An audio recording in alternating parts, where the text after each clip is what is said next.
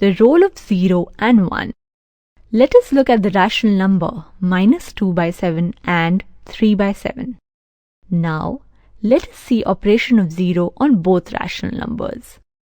Firstly, add 0 in both of them. What will you find?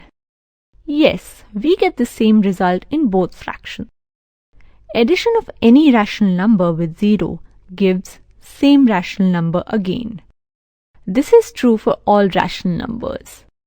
Thus, 0 is called the identity for the addition of rational numbers. Now, subtract these two rational numbers with 0. We get the same rational number. Thus, 0 is called the identity for the subtraction of rational numbers. Look at the fraction 3/7. Multiply or divide with 0. We get always a 0. Now, multiply -3/7 with 1. Are you surprised? Yes, we will get the same result. Thus, we can say that 1 is the multiplicative identity for rational numbers.